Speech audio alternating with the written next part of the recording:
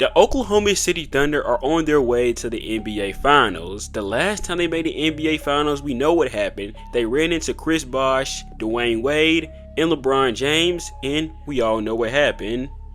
After that happened, the Oklahoma City Thunder, they kind of unraveled a bit. Kevin Durant ended up leaving. They still had Westbrook, and they gave him guys like Paul George, Carmelo Anthony, Chris Paul, and they even already had SGA on the team, but they could never get over the hump, either losing in the first round or the second round of the NBA playoffs. Eventually, the Oklahoma City Thunder, they had no choice, and they had to go in rebuild mode, so they had to trade away their all-star. They had to trade away their MVP, their longtime player, Russell Westbrook, in order to finally rebuild properly. But this transformation, this rebuild, it didn't come in 1 year, it didn't even come in 2 years. It took some time for the Thunder to finally get where they want to be. And in this video, we're going to be looking at the rise of the Oklahoma City Thunder and how they became the best team in the NBA. In order to look at how far the Oklahoma City Thunder have gotten, you have to go back to one pivotal moment when Paul George is traded from the Oklahoma City Thunder to the Los Angeles Clippers. And they didn't just get a package back, they got a huge haul back. They ended up getting the Clippers 2025 first round pick, their 2023 first round pick, and a 2023 first round pick that was owned by Miami, but it was then owned by the Clippers. They also got a 2021 first round pick that was owned by Miami, but it was then owned by the Clippers, a 2026 first round pick, a 2024 first round pick, and a 2022 first round pick, all owned by the Clippers. They would also get back Danilo Gallinari, but the biggest one most of all, they would get back Shai Gilgeous-Alexander. And that trade would end up changing two franchises' future for the better and for the worse. Clippers made it to the conference finals one time under Paul George and Kawhi Leonard. Every other time, they either got eliminated in the first or second round. For the Thunder, it took some time for their team to finally come together, and in 2023, they finally made the semifinals, but unfortunately, they lost to the Mavericks. So in 2024, they loaded up again, and this time, they managed to make it all the way to the NBA Finals, knocking off the Grizzlies, the Nuggets in 7 games, and then the Timberwolves in 5 games. But what exactly did the Thunder do with all these picks they ended up getting back from the Clippers? Well, let's take a look at that. With Miami's 2021 unprotected first round pick, they ended up taking Tre Mann 18th overall. And Tre Mann, he had good ball handling skills, and that's really it. He wasn't really a good shooter, and as a defender, he wasn't really all that good too. One big game in 2023 was against the Memphis Grizzlies when he had 24 points, 12 rebounds, and 12 assists. Then with the Clippers 2022 first round pick, they ended up taking Jalen Williams 12th overall. Jalen Williams, aka J-Dub, has become a pivotal part of the Thunder's success. He was good in his first 2 years in the NBA, but in his third year, he really broke out. Jalen Williams is a really good defender, and he's also averaged 21 points per game this season on 5.1 assists and 5.3 rebounds. He was a first-time All-Star this year, a first-time All-NBA player this year, and he was also an All-Defensive Team selection this year. So it's safe to say that the Thunder nailed it with this pick. We talked about what they did with the Clippers draft picks. Let's talk about what they did with most of their own draft picks. And we're going to start back in 2021, where I feel like the official rebuild and the rebrand of the Thunder officially started. With their 6th round pick in 2021, they ended up taking Josh Giddey. As a playmaker and rebounder, Josh Giddey was great, over 6.1 assists throughout his career and 7.5 rebounds. But there were some things that Josh Giddey unfortunately struggled with. He was not a really good defender whatsoever, and because of this, teams picked on him in the playoffs, and because he wasn't scoring or defending pretty well, he wasn't really making an impact for the Thunder. The Thunder kind of realized this, and the writing was on the wall, and they realized if they truly wanted to become a contender, they had to make some bold moves. So on June 21st, 2024, they traded away Josh Giddey to the Chicago Bulls in exchange for Alex Caruso. And we'll talk about him a little bit later. In this same draft, they also drafted Alperen Sengun, who they ended up trading to the Rockets, Tre Mann, who we talked about earlier, Rokas Jokubaitis, who ended up going to the Knicks, same as Miles McBride, but then he also drafted Aaron Wiggins, another player who we have to talk about. Wiggins primarily comes off the bench, but when you need him to come off the bench and perform, he usually will, and if you need him to start a few games, he can do that too. This season, he has averaged 12 points per game, 3.9 rebounds, 1.8 assists, 38% from 3, and 48% from the field.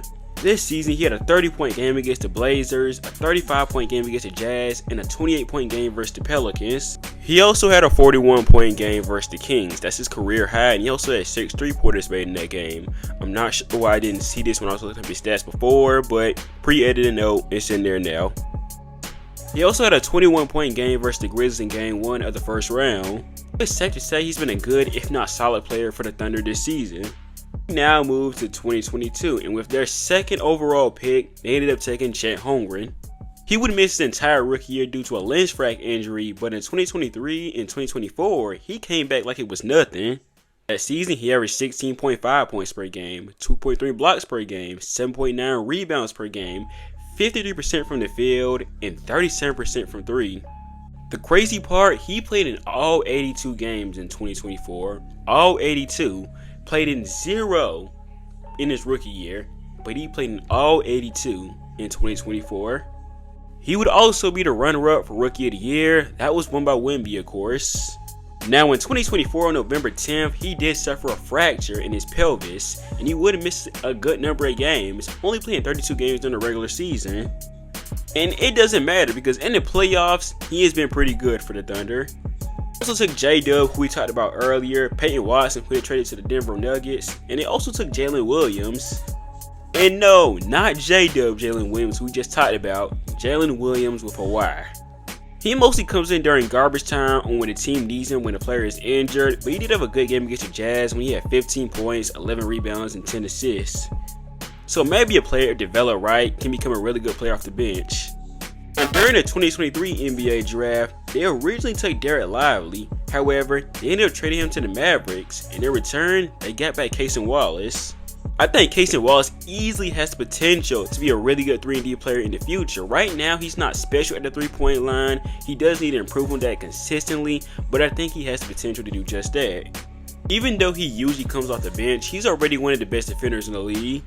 I also took Hunter Tyson, who they ended up trading to the Nuggets, and also Keontae Johnson, who ended up signing with the Charlotte Hornets and was waived, and now he's with the Greensboro Swarm.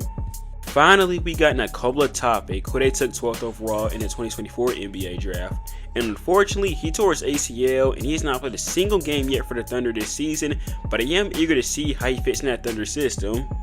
Now, the Thunder have made some great moves throughout the draft that have built this team for success, but also they have made some great moves throughout the trade market and also free agency. Now, I said earlier they traded away Josh Giddey to the Bulls in exchange for Alex Caruso. Caruso hasn't really done anything new in the NBA, and guess what? That's not a bad thing. He's one of the best defenders in the NBA, and there's a good chance if he didn't miss a lot of games this season, he probably would have been an all-defensive team player. Not to mention, he is a very solid offensive player. Hustle, his energy, his veteran leadership has been a big part for the Thunder this season. Then you have Isaiah Hartenstein, who's good at creating opportunities for his teammate, good at finishing around the rim, and also a solid defender and also a great rim protector. During the regular season, he averaged 11.2 points per game, 1.1 blocks per game, and 10.7 rebounds from 58% from the field. And playing next to a big like Chet Holmgren only makes the Thunder even more devastating. So it's safe to say that he's been worth every penny the Thunder have gave him this season. Now obviously there's some other players we need to talk about. Obviously you have Lou Dort, one of the best defenders in the NBA, and when you need him to, he can also become a solid 3-and-D player. So another contributing part for this team. This team just has defenders everywhere. Shai Gilgeous, he's known for his offense, but he's also a really solid defender as well. So it's like defenders are everywhere for this team, honestly. In my opinion, this team probably has some small weaknesses that they can easily clear up, but the best part about this team is that they don't have a really big weakness that a team can easily notice and take advantage of. I feel like one of the best parts about the Thunder is when they have a weakness, it can easily be fixed. A lot of that credit, honestly, has to go to Mark Daigneault, who's probably one of the best coaches in the NBA right now, pretty easily. Mark Daigneault, he likes to mix it up. He likes to use player combinations during a lot of games, rather than sticking with the same lineup for long stretches. And the reason why this has been good for the Thunder because it keeps opponents off balance, it spreads out playing time, you can find out what works, and it also prepares for the playoffs or injuries. That is exactly why Mark Daigneault is one of the most well-liked coaches in the NBA right now. I cannot leave this video off without talking about Shai Gilgeous-Alexander. I cannot simply not talk about him the entire video. I know I mentioned him earlier, but I didn't talk about him much. But I have to sit here and give him his own segment. The amount of times that Shai Gilgeous has been overlooked is kind of crazy. He was traded by the Charlotte Hornets during the 2018 NBA draft. He got traded from the Clippers to the Thunder, and look where he is now. For 3 seasons in a row, SGA has averaged 30 points per game. That's kind of crazy to see. We have not seen anything like that in a while. I think the only players who have done this is SGA and Nikola Jokic. I've seen most people compare this guy to Kobe, and at first I thought it was kind of crazy, but when you look at it now, I kind of see it. Either Kobe or SGA have to kill you from the 3-point line. Both of these guys can kill you from the mid-range game. These guys' footwork and patience, both of them have elite footwork, and their isolation scoring is absolutely deadly as well.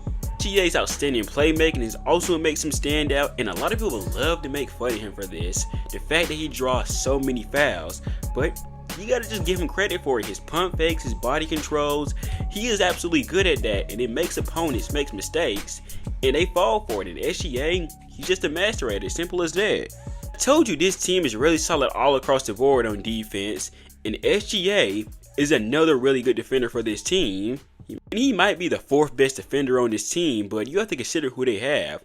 Alex Caruso, they have Chet Holmgren, and they also have Lou Dort. So him being the 4th best defender on a team like that is not an insult at all.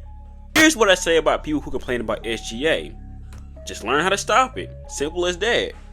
In conclusion, this Thunder team is absolutely amazing all across the board, honestly. They have good players off the bench, and they have an amazing starting lineup. Knicks just forced a Game 6 on the Pacers, so I don't know who they're going to face at this point. The Knicks could definitely come back, and the Pacers could definitely bounce back and win Game 6. But regardless of who the Thunder face, they're going to give them a hard time. It's going to be a good series probably. But I know one thing, this Thunder team is going to be contenders for a while, and they're going to be running the league for a while in my opinion. It's going to be hard to beat them. So I hope you guys enjoyed that video, and if you did, make sure you hit the like button and subscribe to my channel for future basketball content, and also follow my social medias down below in the description. And I hope to see you guys in the next video. Peace.